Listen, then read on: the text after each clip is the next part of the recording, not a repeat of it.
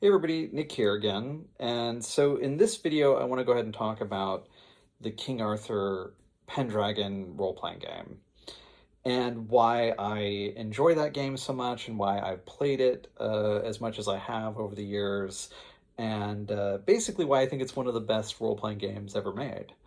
And so, first of all, I'm going to talk a little bit about the premise of the game, and then I'll talk about my history with King Arthur a little bit.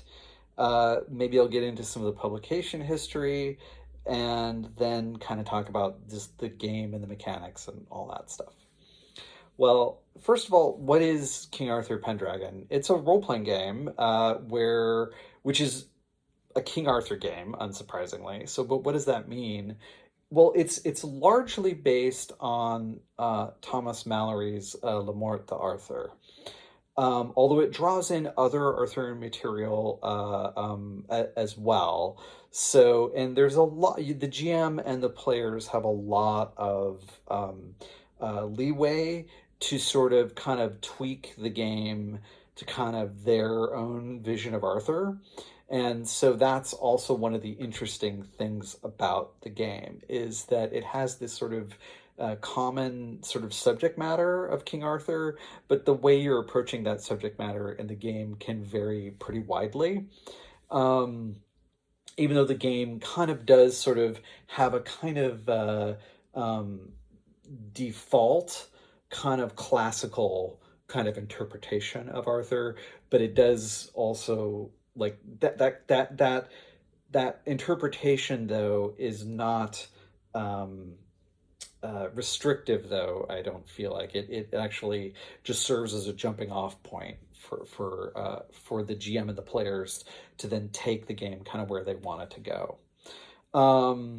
Okay, well, it's a game where you play King Arthur's knights, basically, and where you play knights. And if I've heard online, people when they discuss the game sometimes, they immediately start comparing it to Dungeons and Dragons, and suddenly the game feels somehow restrictive because they're coming at it from this very particular point of view where now we're all just playing like one class of character. Like, oh, we're all just playing the same class, and the characters are all going to be the same, and that's going to be boring. And that is about as far from the truth of Pendragon as I can possibly imagine, because the characters are not class based characters.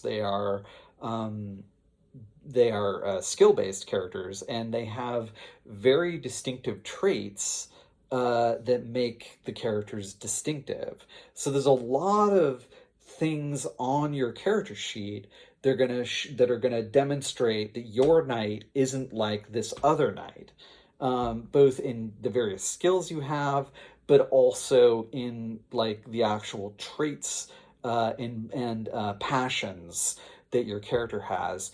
The things your character cares about may not be the same things that this other knight cares about, and those are the things that matter in Pendragon. And I think that that's a really important thing to point out, rather than just this idea that we're all just playing paladins or something like that, right? Like D&D paladins, right? There is a separate game, by the way, called Paladin, which is based on Charlemagne, and that's of course where we get the word paladin from, and that uses the Pendragon system. So like, but that's a whole separate thing. Um, uh, but but this idea that we're all just like playing D&D paladins or something like that, that's not really helpful in understanding the game in any kind of way. Okay, because it comes at that the a game which is very doing something very different than Dungeons and Dragons from a very Dungeons and Dragons mindset. Okay, and despite the fact that it's still a fantasy game, you're probably still going to be fighting monsters sometimes, and that is going to be happening. But the whole context in which you do that is totally, totally different. And that is the key thing about Pendragon, is the context in which the game occurs, and your goals in the game are really nothing like what you see in Dungeons and Dragons. Despite the fact that there's still adventuring and fighting and monsters, right? Okay. Um, So the main idea of the game is that you are knights and you are trying to amass glory. Glory is the currency which the game kind of runs on. Glory is the thing you get for performing heroic deeds. It is the thing that also reflects your renown, so that as you gain more glory, your knight becomes more renowned in the kingdom, so that people might know who you are, right? Even if you've never been somewhere, if your glory is high enough, they may have heard of you and your exploits. So that's something that is interesting, so that it not only reflects a kind of experience sort of mechanic, but also represents a kind of fame or reputation kind of mechanic. Um, and you can get glory for all sorts of things, but you get glory for, as I said, performing heroic deeds. But you can get glory for just making a speech in front of your liege lord, and you would get glory for that.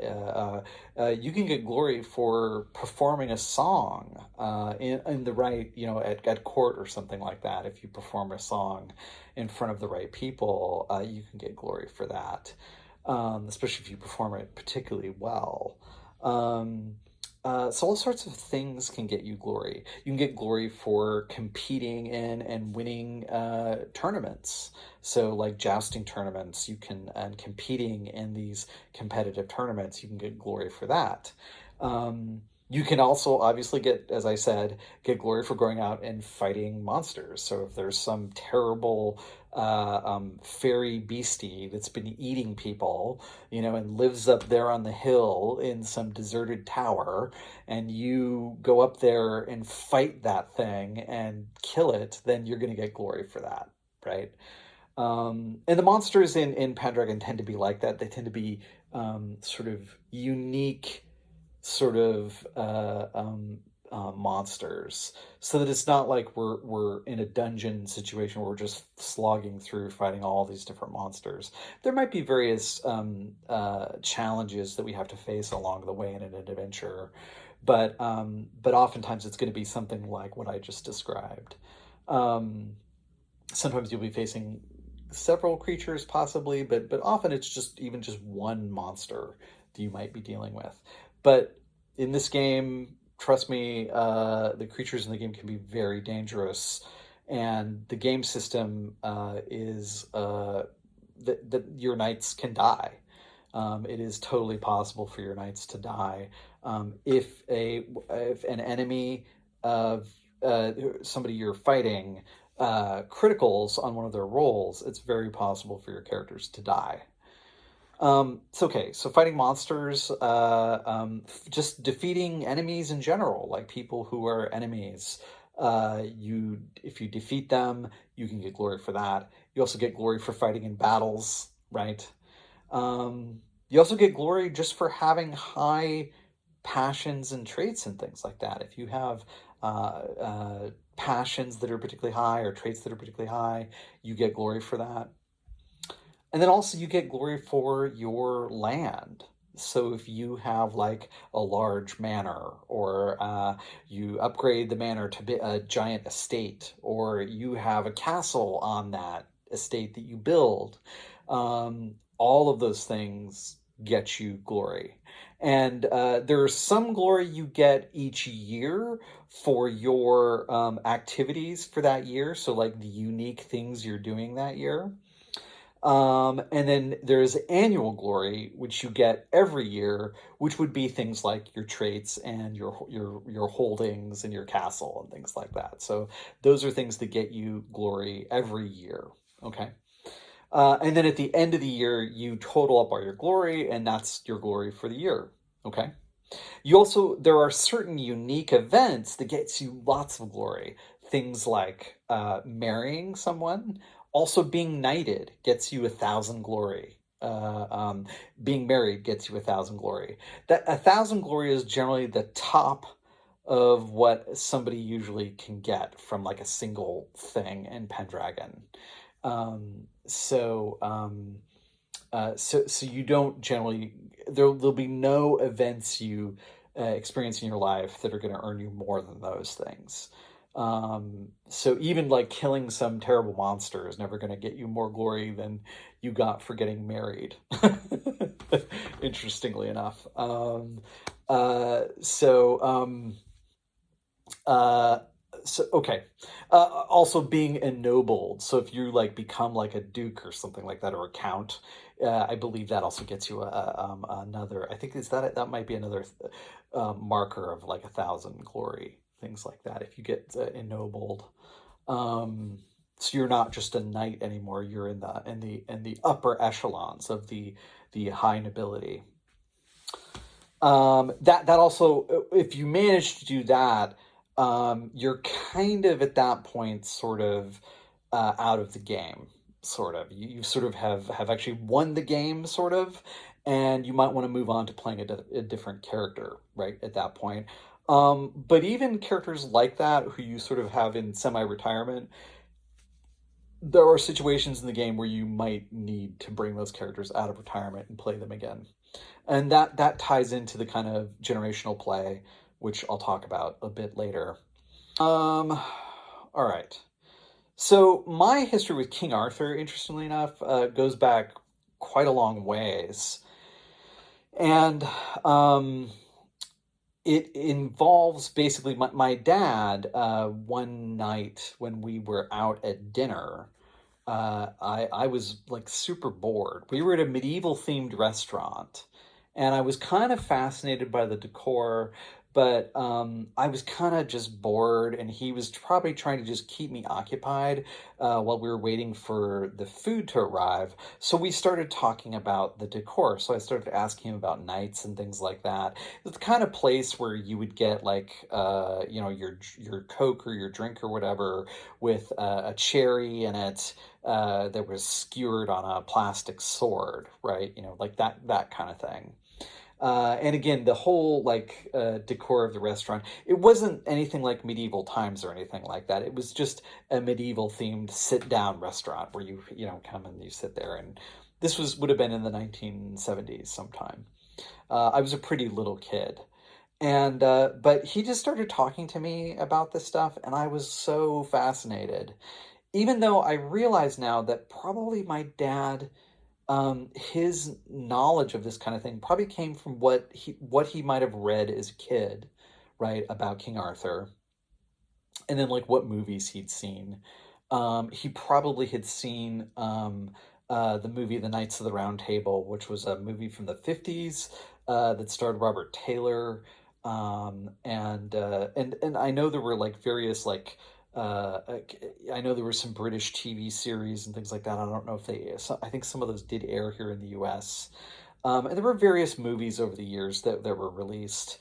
Um, and this is before Excalibur came out, so like that movie hadn't even come out yet. And but my dad was just telling me about King Arthur, and I got super fascinated by that, which led my mom.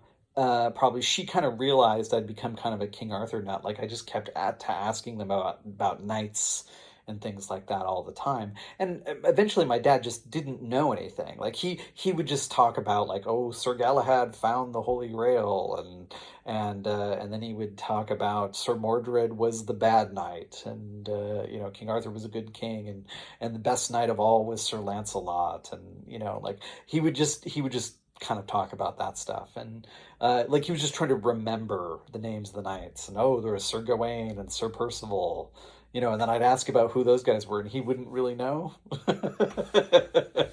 He wouldn't know really who they were. He would just sort of say, "Oh, they were Arthur's knights," because he just sort of run out of what he knew.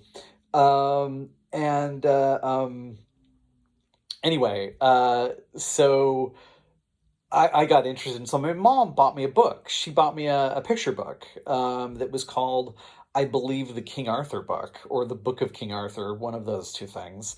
And it was an illustrated version. It was like a picture book size hardcover book for kids. But what was interesting about it was the Howard Pyle version of the King Arthur story. And even though the illustrations in it were not Pyle's illustrations, Howard Pyle, of course, is a very famous early 20th century illustrator and very famous for like a lot of his drawings of knights and things like that, but also his drawings of like pirates and things like that. And he has this multi-volume version of the King Arthur story that he did that is exquisitely illustrated. But this version I got was like had new illustrations in it that were by somebody else. So it was like a contemporary illustrator. And it the illustrations weren't bad. They were just, not Pyle, right? The cover had a King Arthur who I didn't realize it at the time, but he was very clearly based on Richard Harris as King Arthur from the Camelot musical, right, from the 60s, which is, of course, based on T.H. White's The Once and Future King, right? So I didn't realize that any of that, but that it was basically I was looking at a picture of like young Richard Harris, right, as King Arthur, um, on the cover of my Arthur book, and so that image probably affected me, right, about how I imagined Arthur. Um, but also the frontispiece, of course, had a picture of Arthur drawing as a boy, drawing the sword out of the stone. Now, what's interesting, Pyle's version of the story has an interesting little twist. He has the sword is thrust into an anvil, which is then thrust through the anvil and into the stone. So the anvil is sort of sitting on top of the stone, and the sword is plunged through both the anvil and the stone. And so when Arthur draws the stone out, he pulls it. You see him there. So it looks like he's sort of just pulling it out of the anvil, but there is a stone actually that the anvil is on top of. And but that always like kind of affected me because people would talk about the sword and the stone, and I was always as a kid picturing an anvil because of this illustration, right? It had really affected my imagination. Um, and the story in that really got me was there's a story where Arthur comes upon a knight who is this mysterious figure called the Sable Knight, who like comes out of this castle. I think you have to like.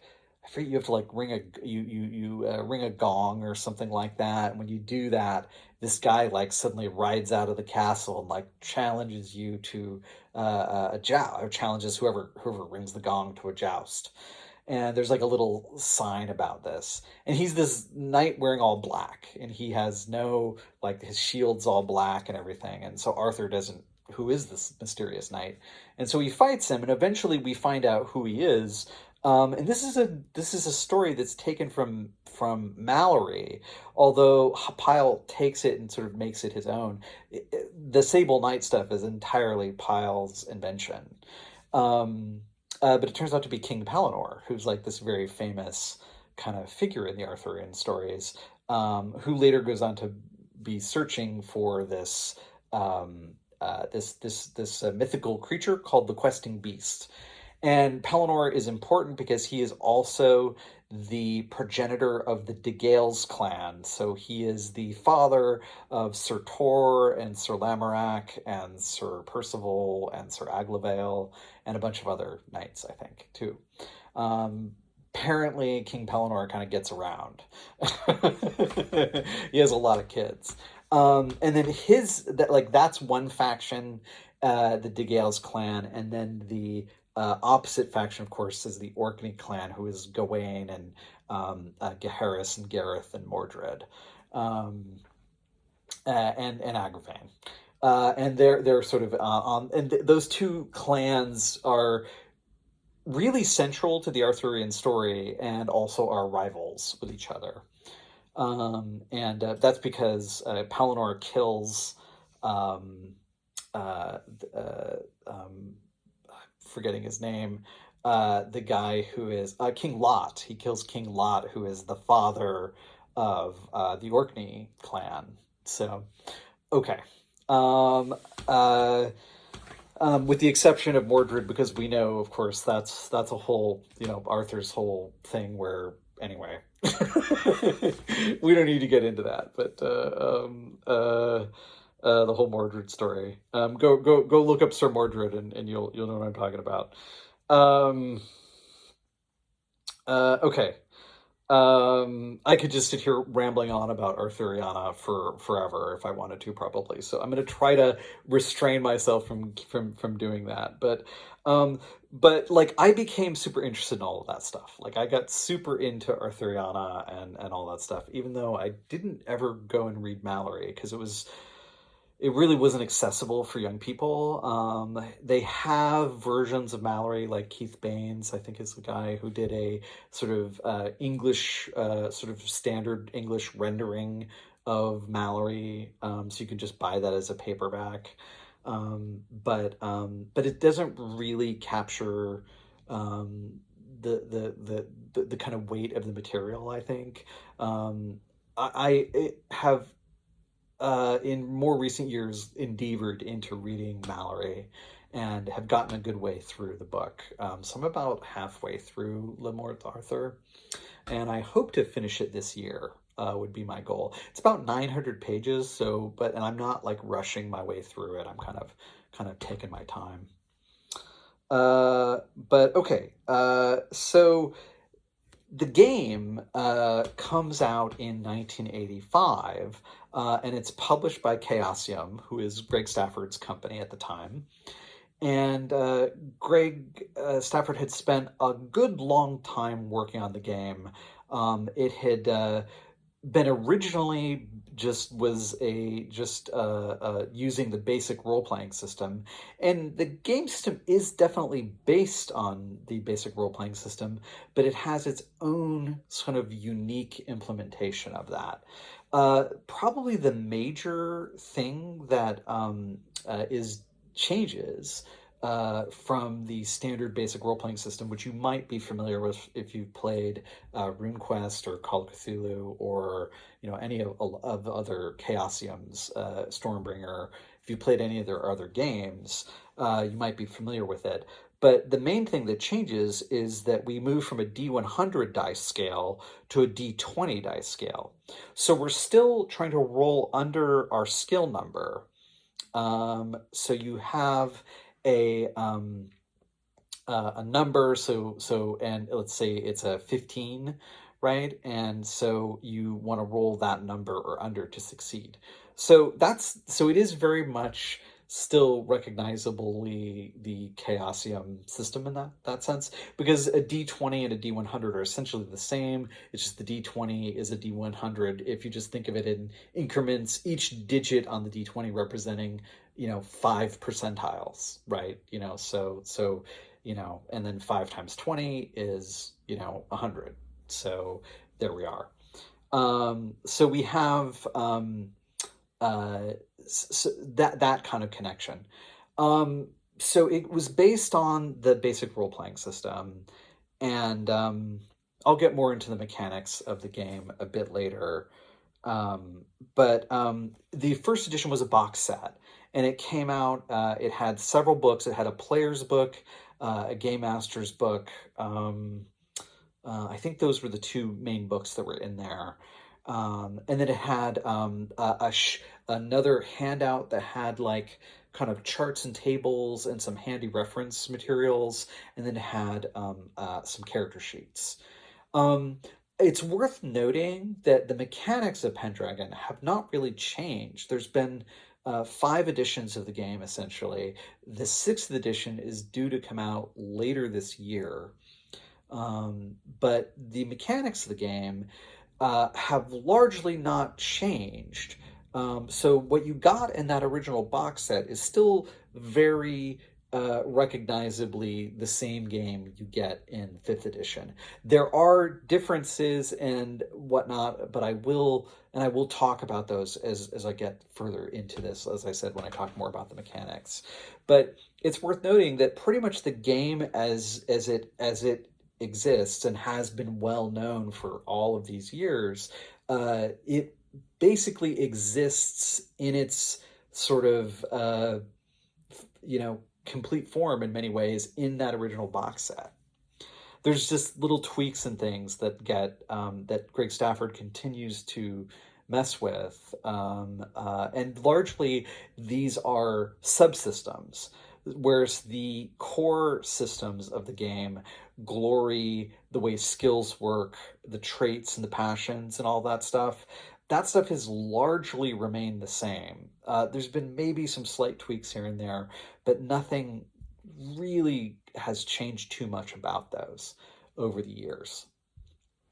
The premise is still essentially the same.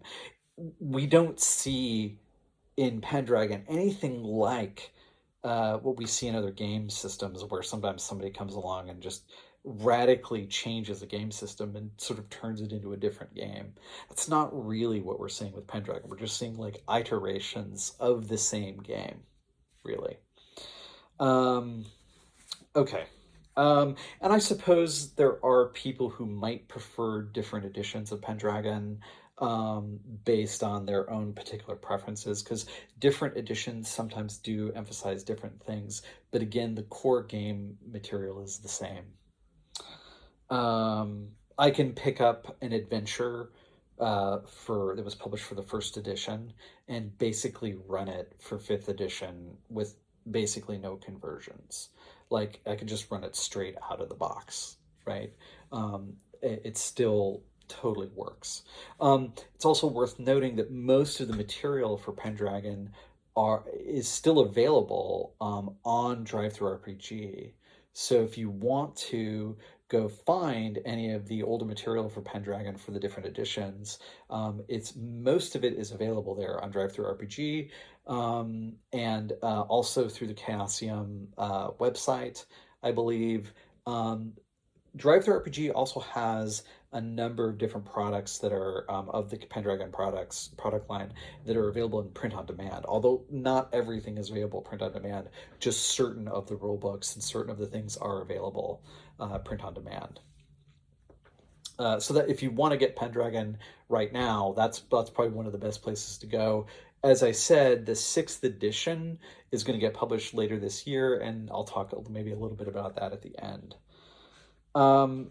So the first edition comes out, and it's this box set, and it is, I think, recognized pretty quickly that this is a bit of this is a special game, and it has a pretty sort of not a large following, but a pretty devoted following. I think that it develops fairly right from the beginning. And my encountering the game came in about 1989 or 1990. A friend of mine had the first edition box set, and he ran a couple of adventures for us. And I noted right away just how different the game was than Dungeons and Dragons, and that it definitely was doing some things that I always kind of wanted D&D to be doing, but that I kind of hadn't really realized that Dungeons and Dragons really wasn't about those things and really wasn't built to do those things. A lot of the things you see in Arthurian myth and in fantasy literature and things like that, Dungeons and Dragons really is not well suited to sort of dealing with that material, because the priorities of the characters in Dungeons and Dragons are getting, experience and abilities and power, and it is kind of this power game, right? Which is awesome. That's fine, but that's a particular kind of story you're telling. Whereas if you're telling a kind of medieval, elegiac romance about the rise and fall of this kingdom, and the peoples and personalities around that. Um, that's not really something that Dungeons and Dragons is probably well suited for.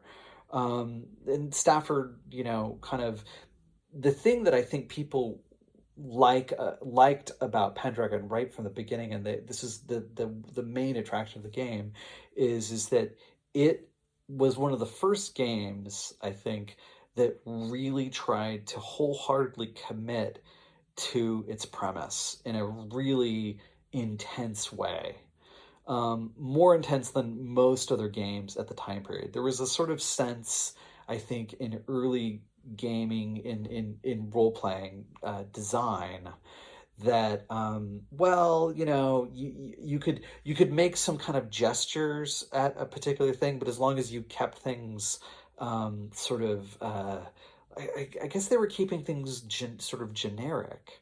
You wanted to, I think what they were sort of wanting to do was leave things open to player and game master freedom.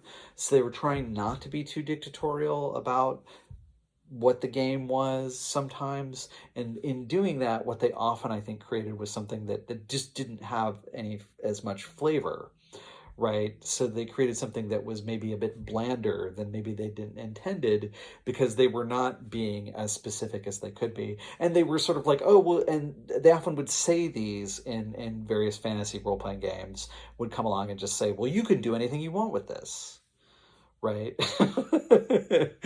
And then you'd have to kind of look at the rules and be like, well, okay, what are the rules of this game suited for doing, right? What kind of stories or what kind of things can I do with this game? Is this gonna give me what I want, right? And certainly D&D does that. D&D knows kind of at its core kind of what it's doing. And it draws on all this sort of fantasy literature and all sorts of things like that. But it's doing something specific, right? Whereas, and that's what Pendragon was doing too. It's doing something very specific. We're playing knights, gaining glory, going on adventures, going to tournaments, romancing ladies, killing dragons. That's what we're doing. We're being knights, and not just the historical knights from history. No, these are the knights from Arthurian romance. These are the knights who've stepped out of our imagination of what that era was like. Because that's the weird thing also about Pendragon. It's set in um, the five, the 400s and the 500s AD, but it's nothing like the actual 400s and 500s of that actual period. This sort of post-Roman Dark Ages. It's not like that at all. Pendragon is Mallory's and the later medieval world's imagining of what they thought that period was like, and they imagined that period was very much just like their own period. So, so you have the 400s and 500s in Britain looking like the 1200s and the 1300s in Britain, right? And that's kind of what you have going on here. In fact, that's another thing I'll talk about when we get to talking about the GPC, the Great Pendragon Campaign, which is the most important book for the game. When I talk about that, there's some really fascinating stuff with the way Greg Stafford deals with the whole story of Arthur's reign, and how the timeline moves forward and how that affects things. Okay, so there is a second. There is not a second edition. That's what I should say. There there was no published second edition. There was talk of a second edition, but it never happened. And so even though the next edition is technically the second edition, like in terms of just the actual editions that were released, it's referred to as the third edition. So there's the first edition box set, then the second edition comes out, and that's somewhere, I think, around, I'm sorry, third edition comes out somewhere around 1990. Again, there's no second edition. And the third edition, it has that was also the version my friend had the original box set, but the version when he was actually running the game for us, I think he was using the third edition rule book. And that was it wasn't it, you know, it was like a 100-page softbound rule book or whatever it was. And that was pretty much the complete game, right? There was various expansions and things, of course, that were useful. The one we used the most was an expansion called Knights Adventurous, which was a allowed you to roll up knights who were not just from Britain, but also you could roll up knights from like all over the place. You could roll up knights from Scotland, or Ireland, or continental Europe, or even beyond those places. So you could have knights who are North Africans and things like that. So Knights Adventurers gave you a much wider sort of canvas to which to draw from, because of course that's reflective of the Arthurian stories, right? There are knights from all over who come to Arthur's court and become important characters, and so that's reflective in the game. Okay. Um, so the fourth edition comes out in the mid 1990s, and that's kind of like this. Basically, they take a bunch of the supplements, so things like Knights Adventurous and a couple of other things, and they just put that all together in one giant book. And so the fourth edition is a giant. I believe it did come out in hardcover, but I've only just mostly seen it in softback, and it was a big softback book. And it also was unique in the sense that it had the first time that Stafford had kind of bowed to sort of pressure, to sort of open the premise up a little bit. So he included rules so that you could play something besides a knight or a lady.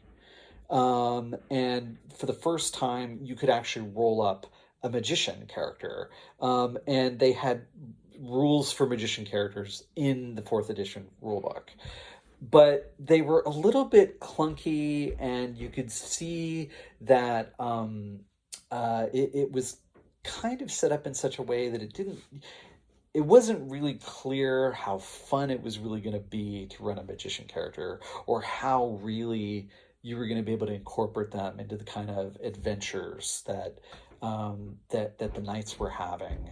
And so it always, to me anyway, seemed like a bit of an awkward fit.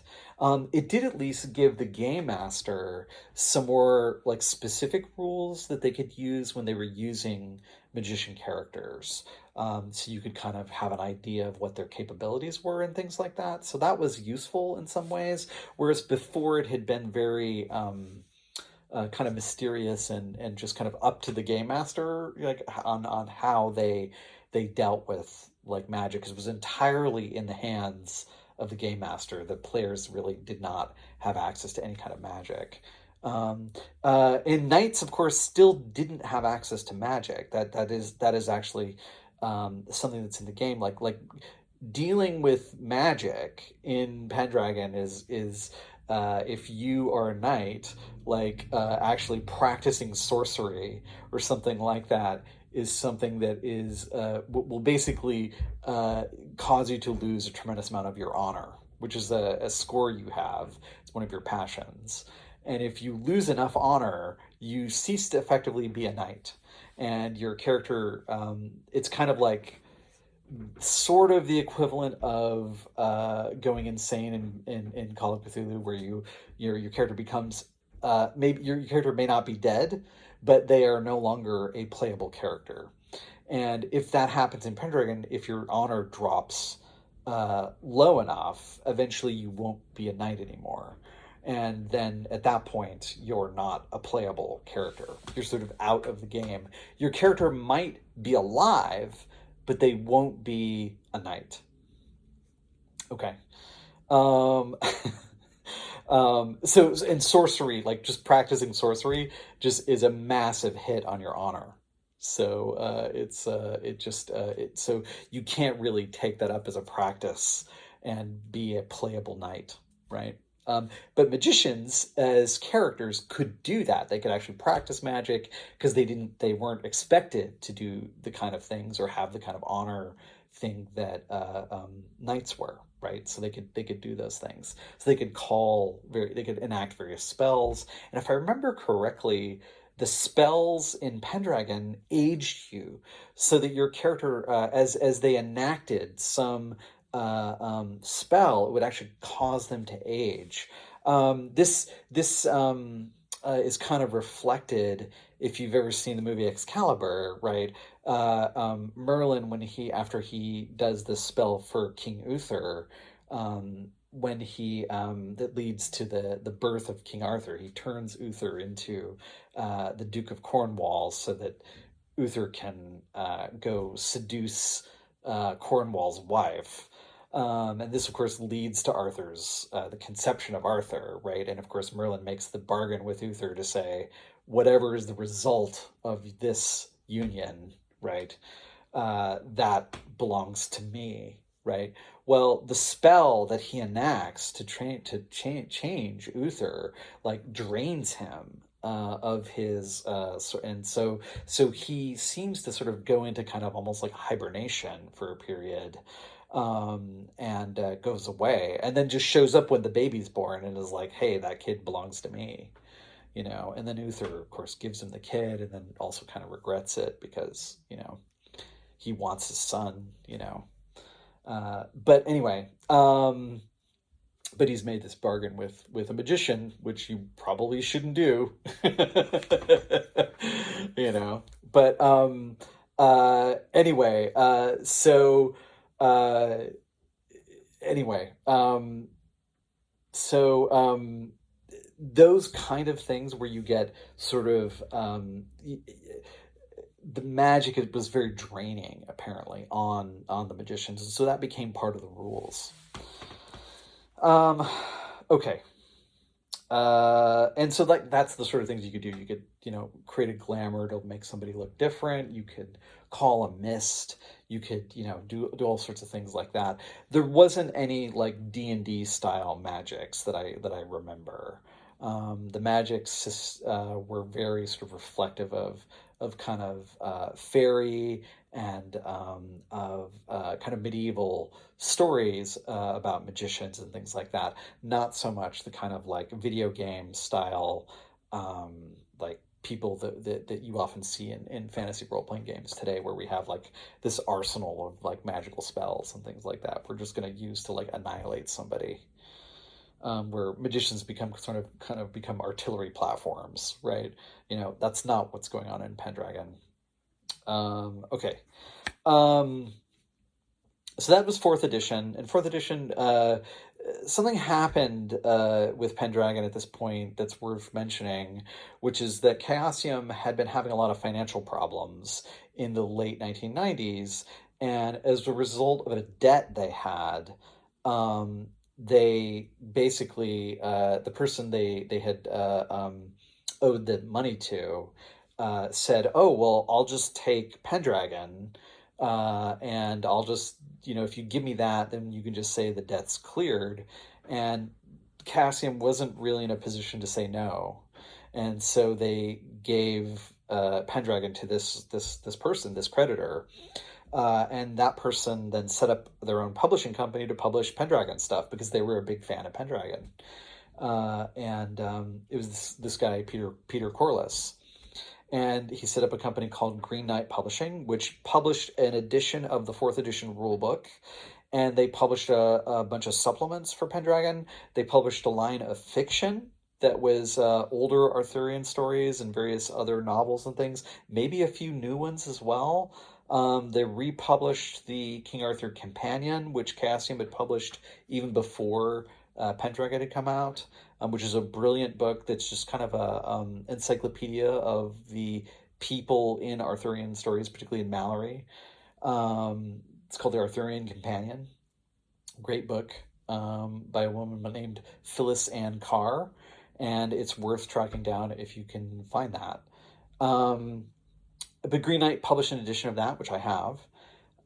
And they kind of had things rolling along for a while, but they ran into their own financial problems as well and had to cease publication and eventually sold Pendragon to White Wolf and Stuart Wick, who was one of the CEOs of White Wolf.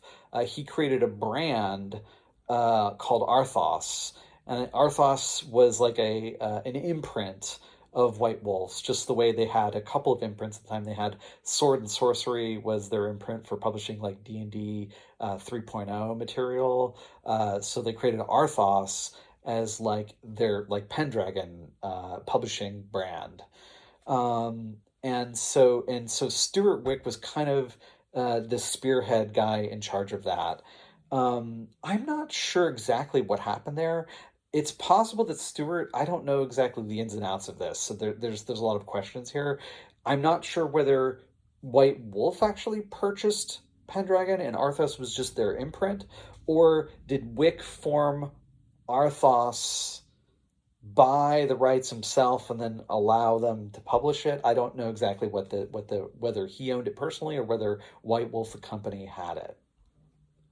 That becomes important in a minute. So they put out Stewart though was in charge of Pendragon and the Arthos imprint, and his first thing to do because Greg Stafford had kind of was not as much involved with the Green Knight materials. Like he wasn't sort of participating in that, even though he had the fourth edition rulebook, which Green Knight republished. The original version of that was published by Chaosium. And so they didn't really change anything, I think, between the Chaosium edition of 4th and the Green Knight version of 4th. It's the same rulebook, basically.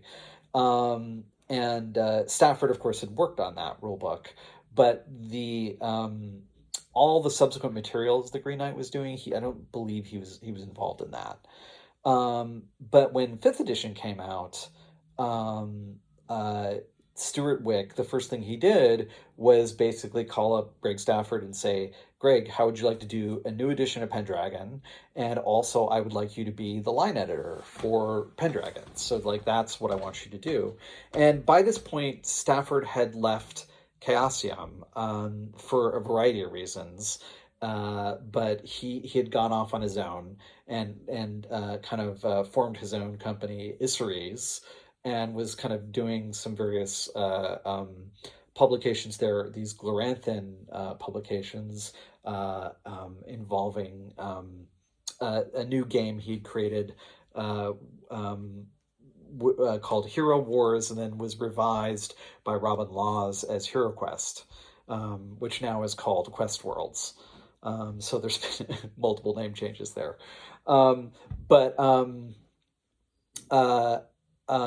Okay.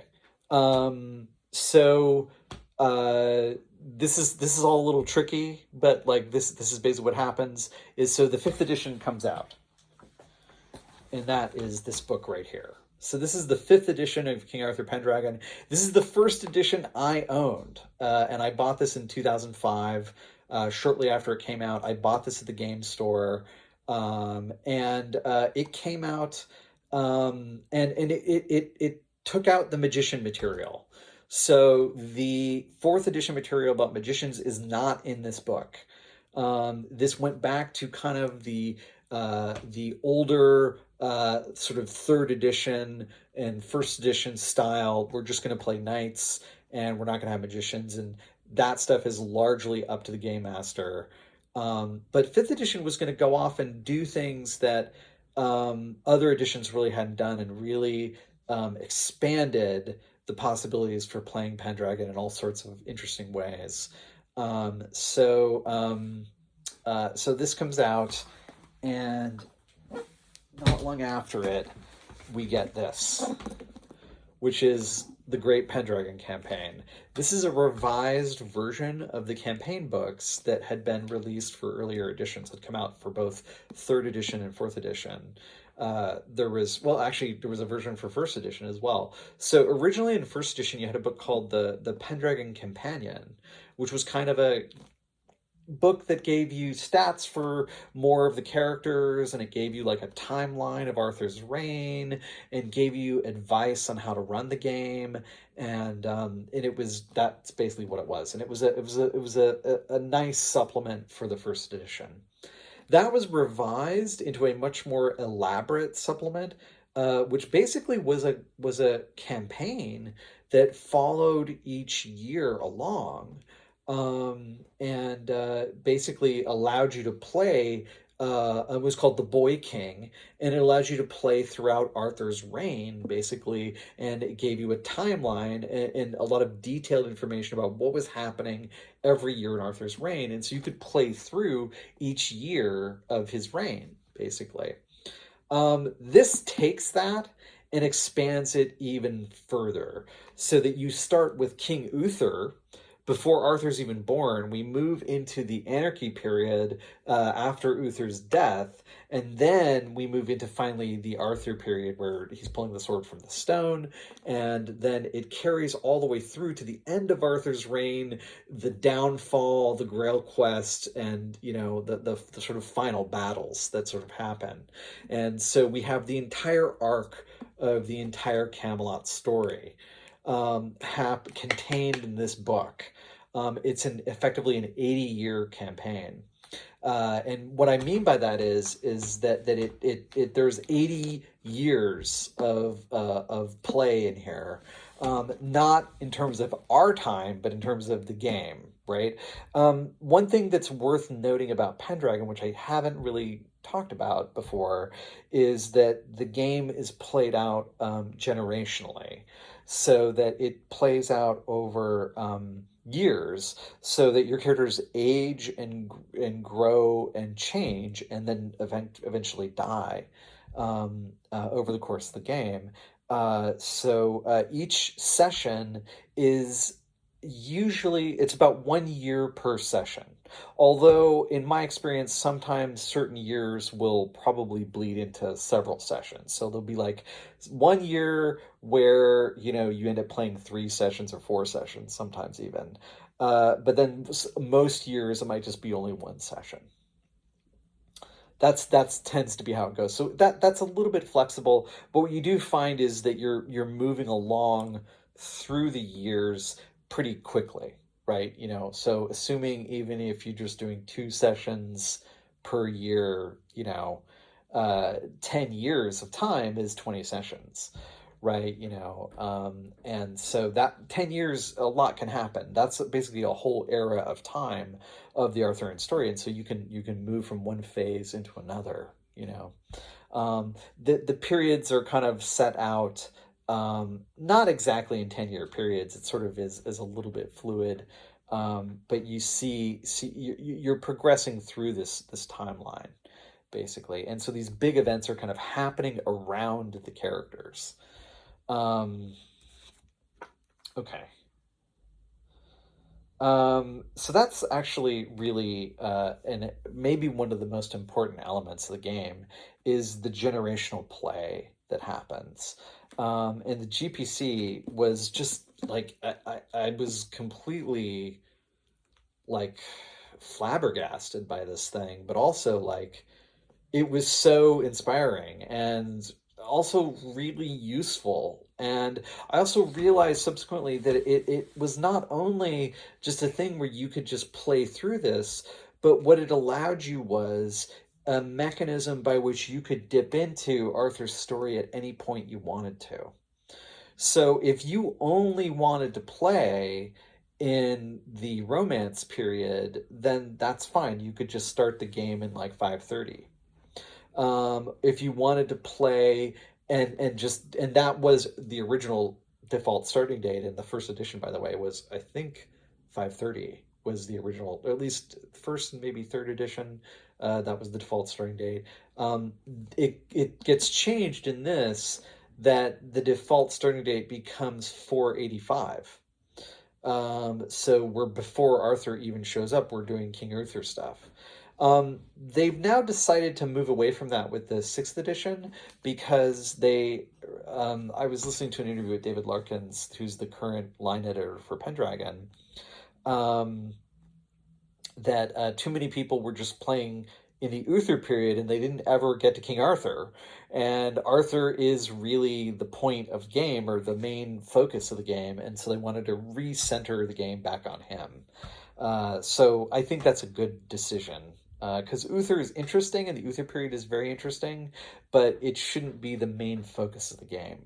Um, uh, okay, so this book came out shortly after the fifth edition in 2005, and then what we started to see was well, not long after that, after the game had been out for a few years, Stuart Wick left White Wolf, and I think White Wolf got sold to like a big company. I forget what the name of the company is, but some big European conglomerate bought White Wolf, and I think because they wanted to develop video games based around some of their IP, and so that was what they went off to go do. But they weren't interested in Pendragon, and or I think Stuart Wick actually owned Pendragon. I'm not sure again the answer to that question. But what happened is Stuart definitely bought Pendragon from them, or when he left, that was part of the terms of his leaving, when he left White Wolf, that he got to take Pendragon with him, which he did. And then he set up his own publishing company called Nocturnal Media. And he continued to work with Greg Stafford to publish Pendragon material. And during this period, it was really great. There was like this whole like online during the White Wolf period of Arthos and in the Nocturnal Media period, there was a lot of really interaction with Greg Stafford and the whole community of Pendragon players on the forums. And so there was a lot of really great stuff being discussed and talked about and debated on those forums.